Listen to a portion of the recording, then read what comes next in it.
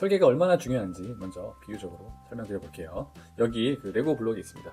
무작정 레고 블록을 잔뜩 주고 자유롭게 알아서 멋진 성을 만들어 보라고 하면 어떻게 될까요?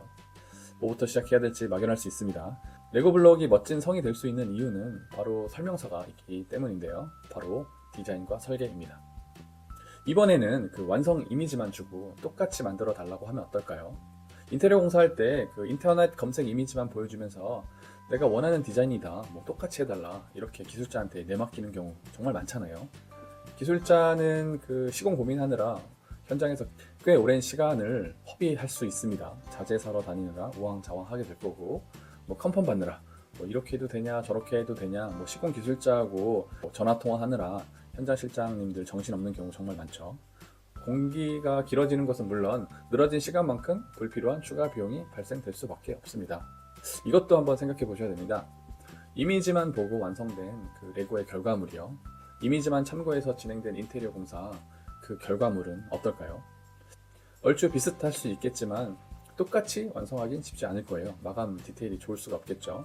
얼추 비슷한 그런 결과물에 고객은 과연 만족할 수 있을까요? 인테리어 관련 분쟁이 설계 미흡부터 시작될 수 있다는 것, 이제 좀 아실 수 있으셨으면 좋겠고요.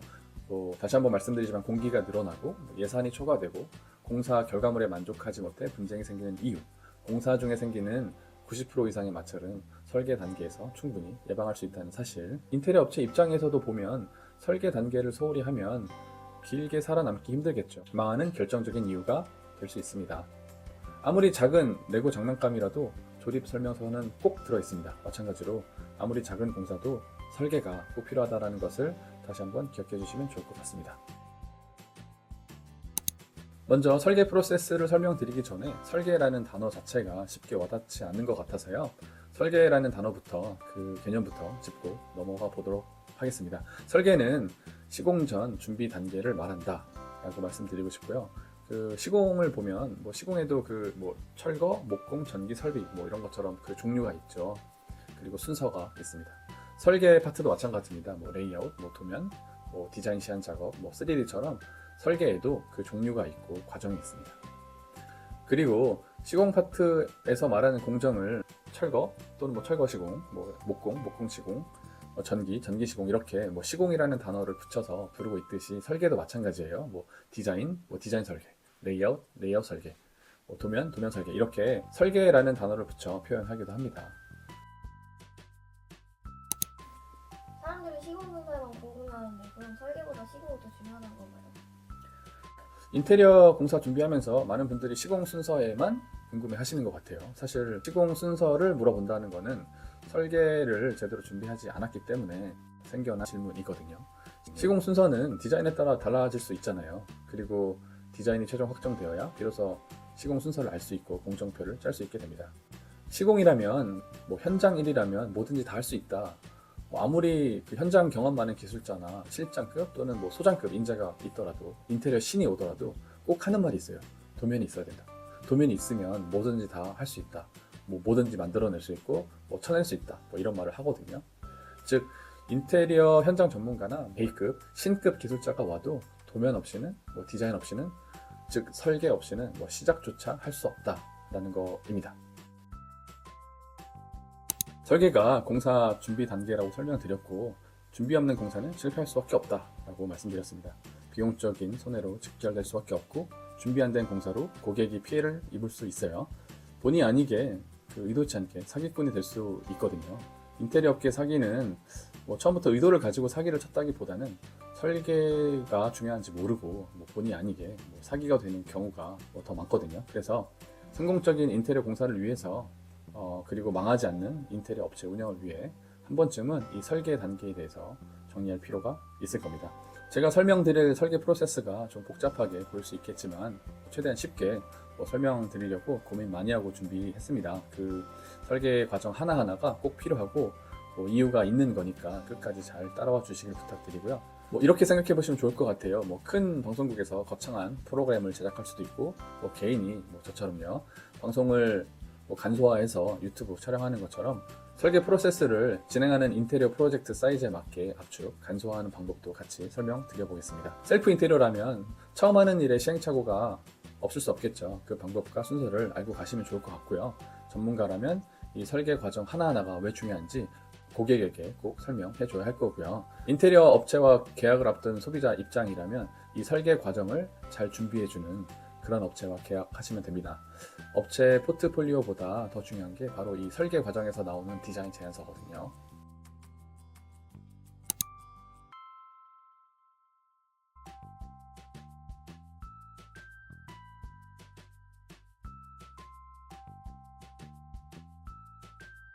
먼저 체계화되어 있는 큰 기업들의 그 설계 프로세스를 먼저 보는 게 좋을 것 같은데요. 몇십억, 몇백억 프로젝트를 진행하는 이런 건설사의 설계 준비물을 보면 기획 설계 도면, 실시 설계 도면, 그리고 현장 설계 도면 뭐 이런 것들이 있어요. 각 도면별로 담당 디자이너가 따로 배정되어 있고 현장 설계를 샵 드로잉이라고 부릅니다. 그리고 3D 렌더링만 전문적으로 하는 직무까지 따로 있습니다. 하지만 인테리어 업계는 한두 명의 디자이너가 이 모든 설계 도면을 준비할 수 있어야 되거든요. 그 간소화하는 전략이 꼭 필요합니다. 먼저 기획 설계, 실시 설계, 현장 설계 이런 그 용어부터 쉽게 설명드리고 왜 필요한지, 대체하거나 간소화할 수 있는 방법은 뭔지 설명드려보도록 하겠습니다. 설계의 첫 준비물은 기획 설계 도면인데요. 기획 디자인, 계획 설계라고 부르기도 합니다. 다 같은 표현이고요. 설계의 첫 단계는 거의 그 스케치 하는 작업이기 때문에 도면이라는 단어보다는 기획 디자인이라는 표현을 가장 많이 쓰는 것 같습니다. 기획이라는 단어에 초점을 두고 이해하시면 될 것 같고요. 레고로 비유하면 성의 겉모습을 먼저 그려보는 작업, 즉 프로젝트의 전체적인 구상 단계라고 생각해 주시면 됩니다. 저희 그 인테리어 업계에서는 디자이너와 상담을 통해 디자인 초안을 잡는 그 아이디어 스케치 단계가 바로 기획 디자인 과정입니다.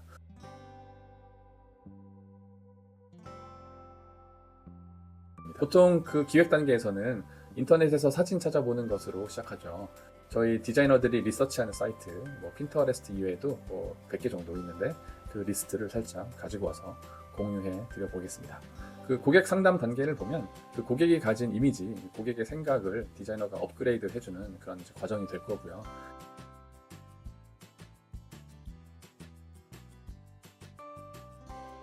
레이아웃 및 기본 도면은 찾아본 이미지를 이제 실제 현장에 맞춰 대입해보는 과정으로 기본적인 평면도 작업을 하게 됩니다. 레이아웃과 평면도는 디자이너가 CAD 프로그램으로 작업하고 있고, 하지만 CAD 도면이 일반인 입장에서 이해하기 쉽지 않을 수 있어요. 그래서 그 스케치업이라는 프로그램을 통해서 평면도를 입체화하는 작업을 추가하기도 합니다. 이 3D 레이아웃을 영어로 아이소메트릭, 줄여서 아이소 또는 아이소뷰라고 부릅니다. 다음은 디자인 시안 작업인데요. 전체적인 색감과 마감재를 입혀보는 단계입니다. 여기서는 실내 투시도 작업을 하는데요. 3D를 투시도 작업이라고 하죠. 스케치한 느낌처럼 보일 수 있겠지만 대부분의 마감재나 조명까지도 표현되기 때문에 인테리어 공사 완성물을 90% 이상 가늠할 수 있습니다. 여기까지만 준비돼도 인테리어 공사 내용을 전반적으로 파악할 수 있기 때문에 견적서 작성이 가능해지고 고객과 계약도 진행할 수 있습니다. 인테리어 업체라면 여기까지의 그 기획 단계의 모든 아이디어를 도면화, 설계 도서화 이렇게 얘기하죠. 즉 서류화해서 하나의 디자인 제안서를 만들어 견적서, 계약서와 함께 고객한테 제공하시면 되겠죠. 소비자 입장에서는 그 디자인 제안서가 없는 계약은 절대 하시면 안 된다라는 것만 일단 기억해 주시면 좋을 것 같고요. 여기까지 그 기획 단계에서 어떤 준비물이 필요한지 정리해 보시는 시간이 되셨으면 좋겠습니다. 참고로 그 고객 상담에서 계약까지 이 기획의 단계는 영업의 과정이라고 보셔도 좋을 것 같아요. 업체 입장에서요. 인테리어 디자이너와 영업이라는 단어는 어울릴 것 같진 않지만 상담을 통해 계약까지 이끌어내는 나의 서비스를 판매하는 영업과 가장 가깝게 있다라고 이해하실 수 있으실 거예요. 영업과 고객 상담에 대해서도 해드릴 말이 많지만 나중에 기회를 따로 만들어 보도록 하겠습니다. 카톡 답변 예시, 전화 응대 대본 같은 상담 매뉴얼, 그리고 거절할 수 없는 제안서 작성 방식, 반박 제거 상담법, 클라우드 노트의 활용법 등이 있는데 나중에 컨텐츠를 따로 만들어 보도록 하겠습니다. 기획 단계가 끝나면 고객과 계약이 성사되고 실시 설계 작업을 합니다. 먼저 실시라는 단어를 살펴볼 필요가 있는데요. 실시라는 단어의 의미는 실제로 시행한다, 실제로 시공한다 라는 의미입니다. 기획 디자인, 즉 아이디어 단계의 도면을 시공할 수 있게 자세한 치수가 지정되면서 자재 산출 및 발주가 가능해진다. 그리고 실시 도면은 발주 도면이다 라고 이해하시면 될 것 같습니다. 실시 도면으로 시공 견적도 받을 수 있겠죠. 인테리어 업체는 이 실시 설계를 통해 공종별 예산도 배정하셔야 합니다. 실시 견적이란 표현도 있는데요. 실제로 공사에 투입되는 금액을 미리 산출해보는 업체 내부 견적서입니다. 공사 중간에 공사비 모자르다고 고객에게 떼쓰지 마시고 실행비 산출, 예산 관리 제발 잘 해주셔야겠죠. 실시 설계까지만 잘 준비돼도 인테리어 공사는 분명 손해볼 일은 없을 겁니다. 견적에 대해서도 제가 드릴 말씀이 많지만 이것도 역시 기회 되면 따로 견적서 작성 방식에 대한 이야기도 콘텐츠로 만들어 보도록 하겠습니다. 견적 못하는 업체들 진짜 많죠. 제가 정리한 그 견적 데이터 있으니까 필요하신 분들은 제 카페로 와서 참고해 보시면 좋을 것 같고요. 어쨌든 실시 설계 그리고 실시 견적까지만 잘 준비되어도 인테리어 공사는 손해 볼 일이 없겠죠.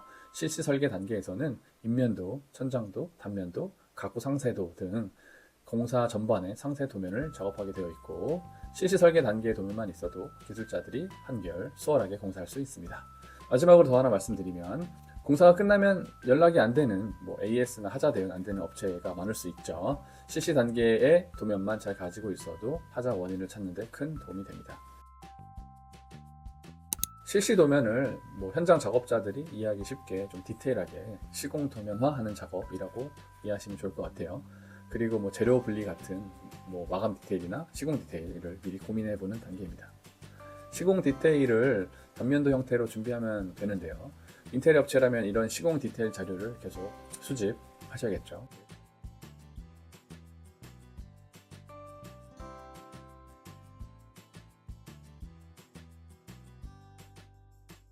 예를 들어 기둥 싸는 방식이 보통 다루기로 상을 걸고 하는 방식도 있겠지만 합판으로 떡가배 방식으로 할 수도 있습니다.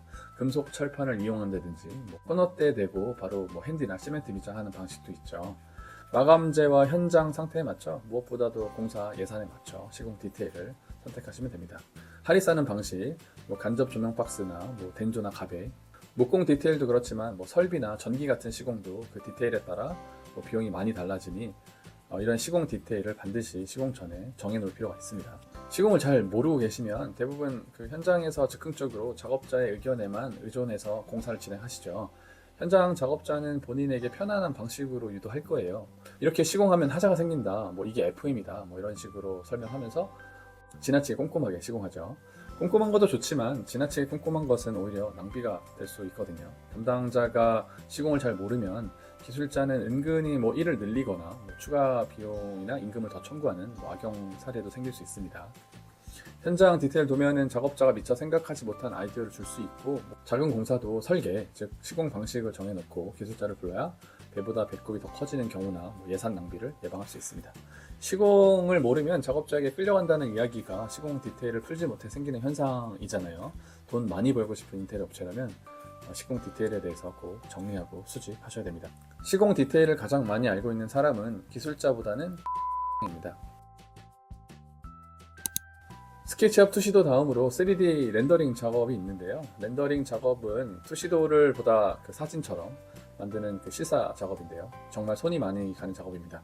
렌더링은 수정이 쉽지 않기 때문에 모든 도면과 시안이 최종 확정되면 마지막에 한꺼번에 작업하는 것이 좋겠죠. 렌더링은 기획 단계에서 주로 진행하고 있지만 제가 일부러 마지막에 설명드린 이유는 이 렌더링 작업은 선택적으로 진행할 수 있기 때문입니다.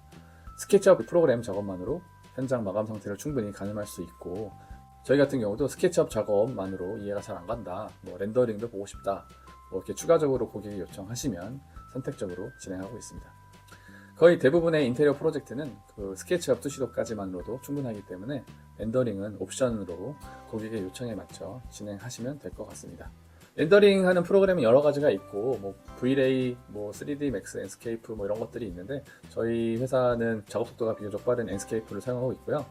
3D 프로그램은 종류가 많아요. 인테리어 디자이너를 준비하시는 분이 계시다면 어떤 프로그램을 배우셔도 상관없고요. 배우기 수월한 이미 손에 익은 디자인 프로그램을 사용하시면 되겠습니다. 공사가 원활하게 진행되기 위해서는 제가 세 역할이 필요하다고 말씀드렸었는데요. 그 설계를 위한 디자이너와 시공 기술자, 그리고 마지막으로 역할입니다.